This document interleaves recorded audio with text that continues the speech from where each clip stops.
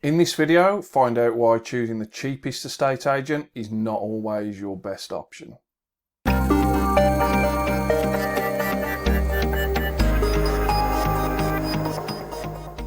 Stick around to the end of this video to find out my list of the top questions you should be asking any estate agent before agreeing to put your property on the market with them. Hi, my name's Mark Garner at the Good Estate Agent Walsall, and first off, I just want to thank all the new subscribers, everybody that did manage to watch my first video. Really do appreciate it. I am a new channel. This is only the second video I've ever created, so I just wanted to thank everybody that has made the effort to subscribe and took the time to listen to my voice, which I know sometimes isn't pleasant. As some of you may have noticed, the background behind me, it's changed. I have moved house since making that first video. Not since putting it out there. I actually recorded that video quite a few weeks back, and then the move took place. So as you can see behind me, it's looking a little bland at the minute, a little bit new buildish, magnolia. It's not the nicest. But if you have any ideas or suggestions as to what you think I should do with that wall behind me to make these videos more appealing for you guys, leave me a comment below and let me know. So what I want to do now is just get right into the meat of today's video. So what are estate agent fees for? Let's just break it down so that you know what that fee goes towards. Now, first and foremost, the estate agent is going to be there to market the property. So it's going to take them time to write up a detailed description of the property, which then gets put out onto the property listing on the various portals and on the website. That does take them some time to do that. Obviously, we need to make that as intriguing as possible for the potential buyer that's looking at the listing, because ideally what we want them to do is either send us an email inquiry or pick up the phone and call us direct. It's also going to go towards the cost of the property portals. Now, Rightmove and Zoopla, some of the bigger portals out there, there are others. They're not cheap, and on a monthly basis, the costs to register for two of these portals can be anywhere from £1,500 to £2,000 per month, just for agents to get access to market the properties on these portals. The other thing that they're going to be doing, if they are a modern agent that's up to date with technology, they're going to be spending time on creating social media posts, listings.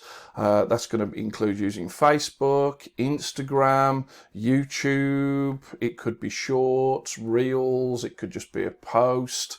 So all of this is going to take them time, but it's all going to help to raise awareness of your property and create a buzz around the property, so that when it comes to booking those first few viewings in, we've got quite a bit of interest. And once we've got quite a bit of interest, that means then that there's a high chance that we're going to get 2, 3, possibly even more potential buyers that are going to want to then make offers on that property, which is only going then to increase the offers that you're going to get, because you've got more than two parties that are very keen on purchasing the property. We're also going to be spending money on professional photography. Now, I am no photographer. I've got an iPhone, which is an up-to-date iPhone 13. The camera is absolutely amazing, but no matter how good the pictures are that I take on that phone, they are nothing compared to what my professional photographer does. So obviously that photographer's got to go out, take the time to go to the property, set all his equipment up and do the photographs. I also get a 360 tour done of the property via the same photographer.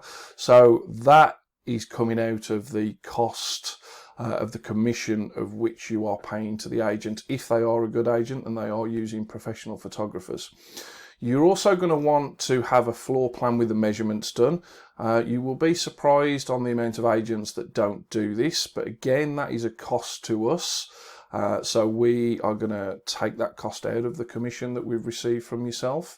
And if we don't sell the property, this is an upfront cost that we are taking the risk on. The photography, any money that we spend on the floor plan, the measurements, the time that we take to do the listings, and the social media side of things as well.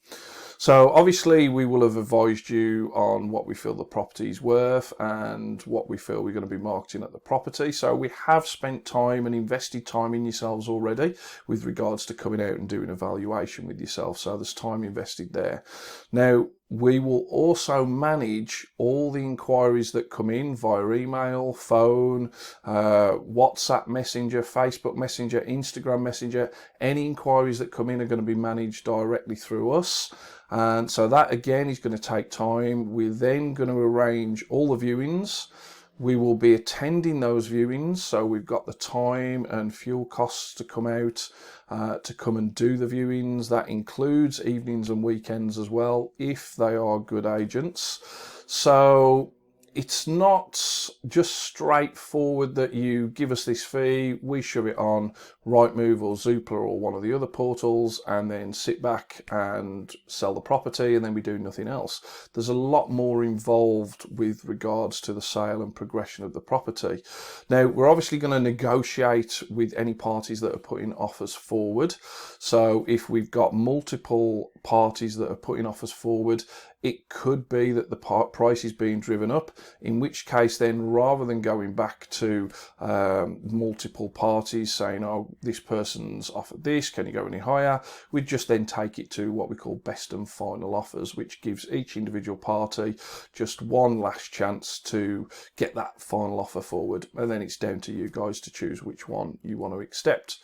Also, we're going to install a for sale board wherever possible. So I say that because there are some instances where if the property is leasehold, there are certain terms and conditions in the lease that can forbid a for sale board from being erected. So we have to be aware of those. And then once the sale's been achieved, our job does not stop there. To get a sale from agreed offer through to completion, at the moment, you're probably looking at 4 to 5 months. It can be done quicker. It very much depends on solicitors, financial advisors, lenders, how quick you guys are at getting paperwork filled in and back to the solicitors. But we are here to push that sale forward so it completes as quickly as possible. Now, not all agents are as good at doing that as the others. Some agents will just let the solicitors deal with everything and speak to each other in the hope that the sale will complete within a reasonable time frame. So do be aware of that. So as you can see, the fees that you pay to estate agents, there is quite a bit of time, hours invested into achieving a sale and seeing that sale through to completion. And there's also upfront costs that we incur as well before we've actually sold the property. So it's not just a case of, oh, estate agents are receiving a lot of money and doing very little. The good ones are receiving a decent amount of money via the commission, and they are working very hard to earn that money. So how much are estate agents' fees? Well, this is very much going to depend on the agent and their terms and conditions of business. So you want to make sure that you have seen these and you've asked questions, which I will be coming on to later on. Estate agents will usually work on a no sale, no fee basis. So if you've gone past the term of the contract and you wish to get out of it, if you haven't sold the property, then you've got no fee to pay them. However, there are clauses in that contract where, or in certain contracts, should I say, whereas if you achieve a sale from one of those inquiries that they brought to you even after their initial term has passed by, they still reserve the right to charge because that inquiry came from their marketing. So please do read terms and conditions very, very carefully when it comes to choosing an agent. But what you will generally find is when they're charging a no sale, no fee, it's going to be based on a percentage.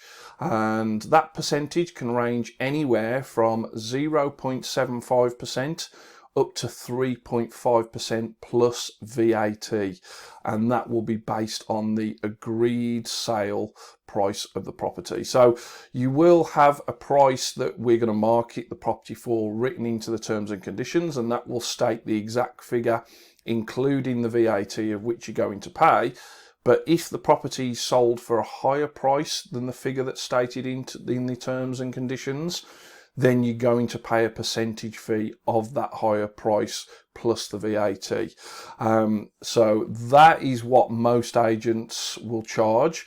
We are going to come on to online agents a little bit later in the video, so keep watching and we'll cover that shortly. Who pays the estate agent's costs? Well, that's quite a simple one. It would be the vendor stroke seller of the property.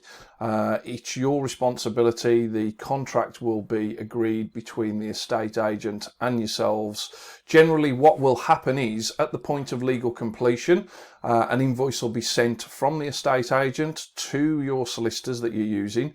And then once all funds have been transferred from your buyer, the solicitor, will then take out the funds to cover the estate agent's fees, and they will then transfer those fees to the estate agent. And then the other funds will be used to either purchase your next property, or you'll get to keep any profit that you've made from the sale if you're not purchasing another property to move into. What to watch out for? So I have touched on some things to watch out for already, and that's mainly the terms and conditions that you're signing up to when you agree for an agent to market your property. So you really do want to make sure that you read those terms and conditions and you are absolutely clear on what those terms and conditions are. If you're unsure, make sure you question the agent about them. So the first thing is, are you going to be marketing as a sole agency, or are you thinking about getting multiple agency agreements in place? So sometimes if you go for multiple agency agreements, one thing to watch out for is that you might find that you're going to pay a higher overall percentage plus the VAT because the agents are investing money marketing your property, but it could be that they lose out on the sale to the other competing agents, so they may want to charge you a little bit more for that. So in the majority of cases, most people will initially go for a sole agency agreement, and you will then generally give that agent a certain period of time to solely market your property for you. Now, once you come to the end of that sole agency agreement, there may be a clause written in there that you have to give them a certain amount of weeks notice, so just be aware of that. So as you're coming up to it, you can make sure that you're giving them that notice that they require. There could also be clauses in there that state for the next 12 months to 2 years, in some instances I've seen, if you were to agree a sale with any lead that they've put forward to you in that period that they were marketing the property, then they will still want their fee paid to them.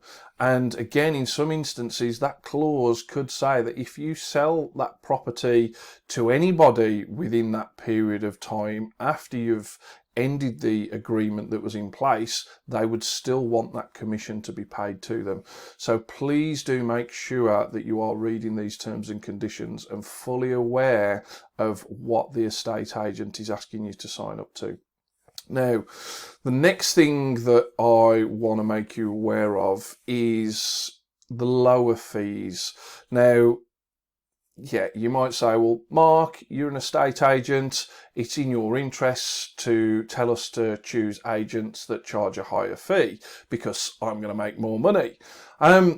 Look, I've explained the process of what we go through and what our costs are and what we have to do to not only achieve a sale on your property, but then to get it through to completion. Now, what you've got to think of is everything that I've gone through earlier on in that video. If you're paying an agent a very low fee, is that agent going to be doing all of those things that I've discussed with you? Are they really going to give you value for money? Or are you going to come to the end of that agency agreement with no sale agreed on the property, thinking, okay, I've just wasted a couple of months now, let's go out and find another agent that's going to give me the best opportunity to sell my property. So cheap is not always the best, and you do get what you pay for, is the honest answer. Vague fees. So what do I mean by this? Agents are required by the Property Ombudsman to state their fees in an actual amount in the contract. So you need to make sure that any contract terms and conditions of business that you're signing, you have got those fees written into that contract, and they include the cost of VAT as well. Now, just again, I just want to touch on this. Bear in mind, if you've got a marketing price and then the fees written into that contract that you've signed, if you sell the property for more, you are going to pay that percentage of the higher for sold price. Now, likewise, if you sell the property for less, you're going to pay that percentage of the lower figure that you've actually sold the property for. So it could cost you less if you agree a sale below the marketing price that's written into the terms and conditions. So please just be aware of that. Hidden costs. So just be aware of any potential hidden costs when speaking to agents. So all of the key services that I've run through should be included in an estate agent's contract, and agents are required by law to inform you of what's included when it comes to signing the agreement and the fee that they're charging you. But not all agents will play by the rules here, so just watch out for additional upfront fees. Things like, it could be they want a fee for registration, or they may in some instances ask you for an upfront fee with regards to the initial marketing of the property.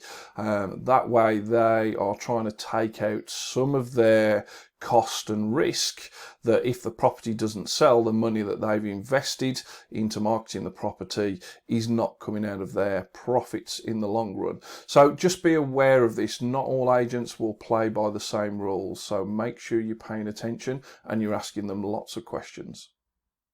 Online agents. Now, over the years, there's been various numbers of online agents that have started to come into the market, and I think you will all know some of the bigger and probably the original company out there. However, with these agents, some of them do offer a no sale, no fee option, but it's more likely that you are going to get a fixed fee by these agents, and you are going to pay that fixed fee up front. So the first thing that I just want to point out to you here is once that agent's got that fixed fee, they've been paid before achieving a sale on your property. So for me, the question is, how hard are those agents actually going to be working to sell your property? Is it a case that they're just going to wait for that phone to ring and then hopefully they get an offer from somebody that conducts a viewing? What else are they going to do to market the property to actually drum up enough interest to create a buzz around the property where you get to a point that you've got multiple people really interested in the property that are then making offers and pushing the price of the property up because you've got several parties involved? The other things that you need to be aware of when it comes to looking at online agents is you will, yes, save money on the upfront fee, but what are you actually getting that's included in that upfront fee? So it could be that you have to pay extra for professional photography, for floor plans, for 360 virtual tours. You could be paying extra for sales progression and negotiation, and also for somebody to actually come out and conduct the viewings for you. So prices from online agents range from so-called free options right the way up to a couple of grand. Now, again, with these free options, what you need to be aware of is you need to look at that small print. Are the terms and conditions in there that you have to use their recommended financial advisors or solicitors? Now, by law, they can't force you to use anybody. It's completely your choice. But just be aware, if you are signing up to their recommended financial advisors and solicitors or any other service that they're offering you, the likelihood is they are going to get paid a referral fee or some sort of fee for you using their partner company services, because they have to make money somehow, especially the ones that are offering to sell your property for free. Now, again, I would be asking myself here is, okay, so they're going to get a referral fee. How much is that referral fee going to be? Are they being open and honest and upfront and explaining to you what they're getting paid from these companies?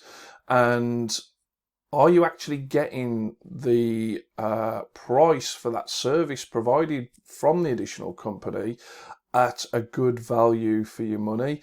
Or are those prices being overinflated so that the referral fee can then be paid on to the agent that's marketing and selling your property? So you really do need to do your own research when it comes to online agents, or finding any agent for that matter. But I'm going to give you a series of questions now of which you should be asking any agent that you speak to with regards to marketing your property before agreeing and signing any terms and conditions giving them the sole agency selling rights to market your property for 30, 60, 90, 120 days, whatever it is you're going to agree with them. So stick around and I'm going to run through my top 22 questions that you should be asking every estate agent you speak to. So here we go. Here are my top 22 questions of which you should be asking any estate agent, online or traditional, before giving that agent your instruction to market your property. So I've got a little list here. My memory, it's good, but it's not great. I want to make sure I don't mess any of these up for you. So I'm going to be looking down at the screen a little bit, but here goes. So question number 1, how much do you think my property is worth and what asking price would you suggest? Now, obviously, when they come out and do a valuation, that is the ultimate aim, is to get that valuation and then an idea of what they think they should be marketing the property at. So it's an obvious question, but you'd be surprised on how many people don't ask it. They just wait for the estate agent to give that figure out. Now, question number 2, have you sold properties similar to mine recently? And if so, how quickly and how much for? So the reason that you're asking this question is because you want to establish the experience that the agent has got within the area and selling properties that are similar to yours. So a good agent will have a good knowledge of the market of your type of property. So that's the reason for asking that question. Question number 3, how many buyers have you got looking in my price range? So all estate agents will have a list or a database of potential buyers, but how many of those estate agents actually keep in contact with those list of buyers and know at any one time how many good qualified buyers that would be interested in your property are actually ready to make the move, do a viewing and potentially put an offer forward? So question number 4, do you vet buyers to check their situations and affordability? You would be surprised at the amount of agents out there that will just get a simple inquiry, get the basic amount of details down from that person and arrange a viewing with yourself, not knowing whether that person or potential buyer is even in a position to put an offer forward on the property. So what you don't want is you get an offer put forward, you accept it, and then the agent suddenly comes back to you and says, oh, unfortunately, this buyer can't afford the price of your property. So question number 5, where will you advertise my property? So the obvious places are the property portals, but there's a lot more about marketing a property than just shoving it on Rightmove and Zoopla. So we've got things like social media, we've got our database and list of potential buyers. We've even got a database of potential sellers. They may know somebody that is looking to purchase in that area, a family member, a friend. They could even then be interested in that property themselves. So always worth asking that question on what they're going to do for you with regards to marketing the property and where it's going to be marketed. So number 6, Will you pay for featured listings on the property portals? So again, this is very much down to you knowing what's included in the price once you sign the terms and conditions. So if you are going for a cheaper fee, then the likelihood is that you're not going to get a premium listing. So just ask that question to make sure so that you're fully aware as to whether that is going to happen or not. Number 7, is there anything I should do / change about the property before listing it? So agents will obviously know what is selling, what's causing properties to hang around on the market a little bit longer than they should do. So it's worth asking this question to the agent, because some agents might not necessarily want to come out and say, oh, this could be an issue with the property. They may not feel confident enough doing that. So if you ask the question yourself, you're inviting that agent to be open and honest with you, to advise you on what they feel would be the best practice and the best things to invest your time and attention on that will enable you to get the best possible price for your property. Okay, number 8, what would you emphasize to buyers when showing them around? So obviously the agent spent some time around the property. They will have seen things that they know buyers like, dislike, about the area as well, the location, about neighbours' properties. So it's always worth putting the agent on the spot a little there to ask them what they would emphasize when it comes to speaking to potential buyers of the property to help try and entice that buyer or encourage that buyer to make an offer on the property. And number 9, will you accompany buyers on all the viewings? Now, since COVID, obviously with restrictions that came in, there were a lot of estate agents that decided to stop doing accompanied viewings and just book the viewing direct with yourself and the buyer, and then you show the buyer around. Now, restrictions have eased quite a bit since the main lockdowns, but some agents are still just doing viewings where they're not attending and not accompanying the buyer, because they've realised that vendors are now acceptable to this and they don't have to spend the time doing it. Now, my recommendation would be is you want to find an estate agent that is willing to come out and do the viewings for you, because at the end of the day, that agent is the salesperson. He needs to be there, or she needs to be there, so that they can get a feel for what that potential buyer is thinking and then be able to take the negotiation from that point onwards to potentially making an offer. Not just ringing them up a day or a couple of days after the viewing was conducted and asking them what they felt about the property. Okay, so number 10, do you do weekend and evening viewings? Now, a lot of agents will work a certain amount of time on a Saturday, and they will generally shut off between 5 and 5:30 p.m. on the evenings. Now, that's not always practical for a working person. They may not be able to get there till after 5:30 p.m, and it could be that they can only do a Sunday or late on a Saturday afternoon, or some agents just don't work weekends. So you want to find that out, because if that's the case, then again, the agent may potentially get tempted to book all the viewings in a time and day slot where they know they're not going to attend the viewings, and they're going to leave you to do all of the viewings and showing everybody around. So just be aware of that.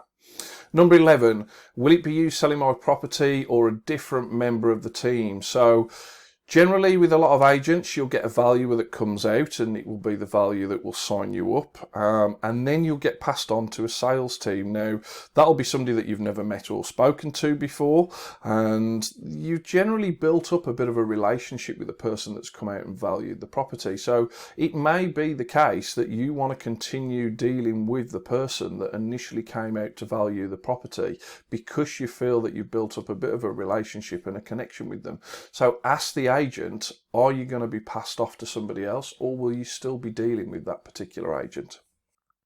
So number 12, how will you follow up with prospective buyers after they've viewed the property?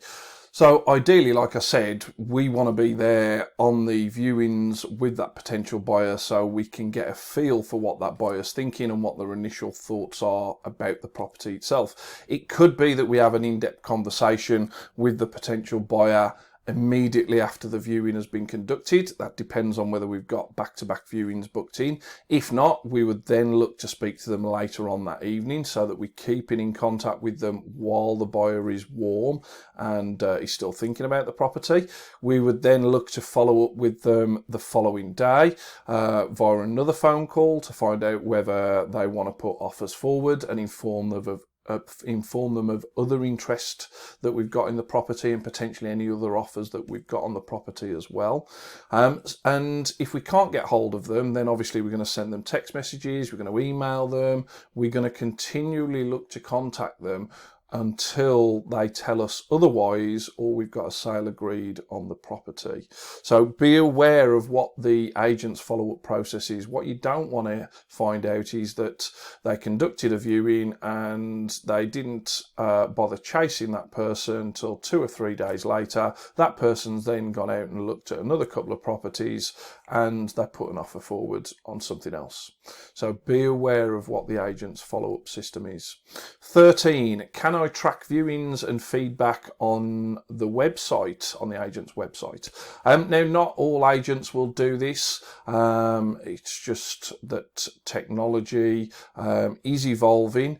It's not always the easiest for somebody to incorporate into the back end of a website without incurring a massive expense, if I'm honest. So some of the bigger companies will do this. They may give you a portal that you can log into, but some of the smaller agents, you're probably not going to get that feature on the website, but they should be keeping you informed and up to date on any viewings that have taken place and the feedback that they are getting from them viewings, and obviously any offers that are put forward. So 14, what is your fee and is it negotiable? So we've discussed this a lot in the video. Make sure you are aware of what the agent's exact fee is, including VAT. It's put in the terms and conditions. And yes, ask them, is it negotiable? If you don't ask, you don't get. Now, the agent may turn around and say, yes, it's negotiable, but you're going to lose some of the services that come with the price that I've quoted. It could be that the agent turns around and says, look, because of what we do, how we do it, and the fact that you're going to be dealing with me from start to finish, then that is the price I charge. And if you want to use my service and get everything that's included, that is what I'm going to charge you. So some agents won't negotiate on price.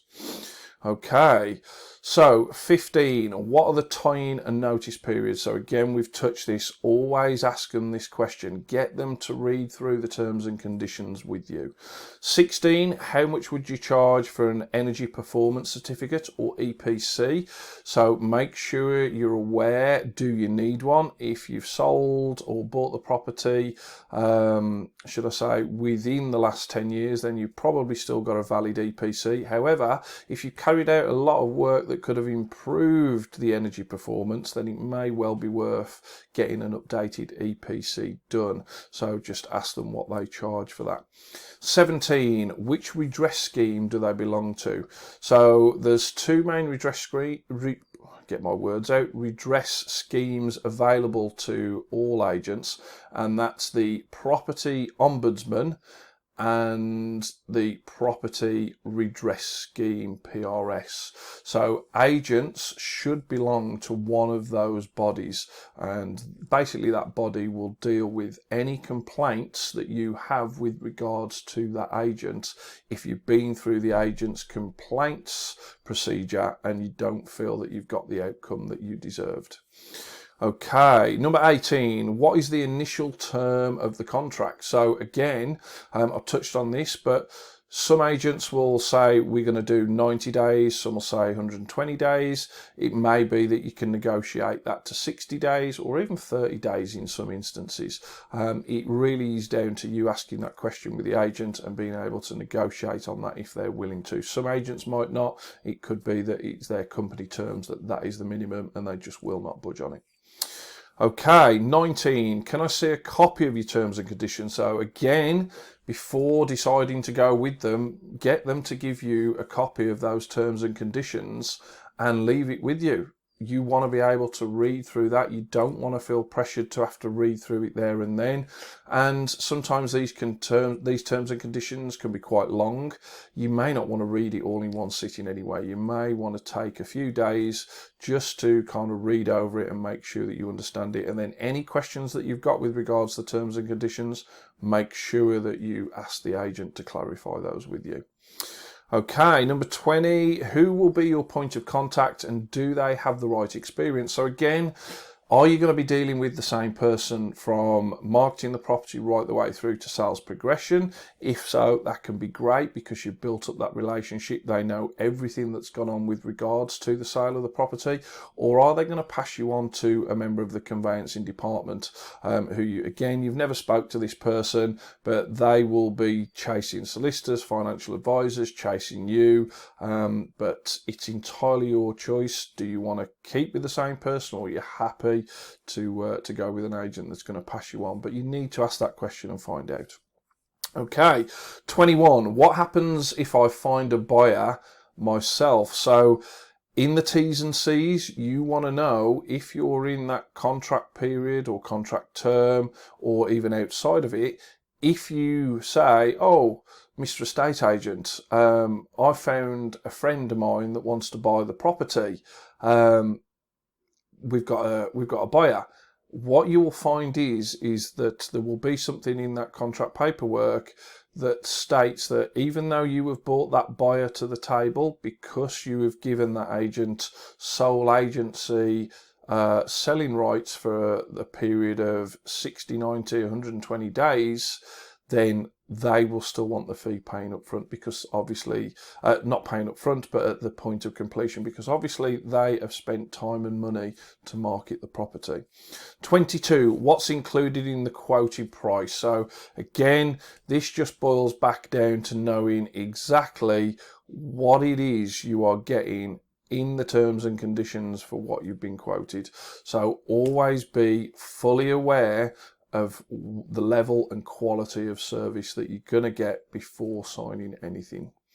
So that's it. I hope you've enjoyed this video. I know it's a bit of a long one, but I just feel that I needed to educate you guys a little bit on the process of what an estate agent goes through, the costs that you're going to be paying, and also some of the pitfalls to look out for, and obviously give you those questions to make sure that you're fully armed and equipped when it comes to speaking to estate agents to give you the best possible chance of finding the best estate agent for you. So if you are thinking about buying, selling, or even renting a property out, then drop me a comment below and let's talk. And remember to like this video, subscribe to the channel, and hit that notification bell. And I'll see you in the next video, guys. Thank you very much.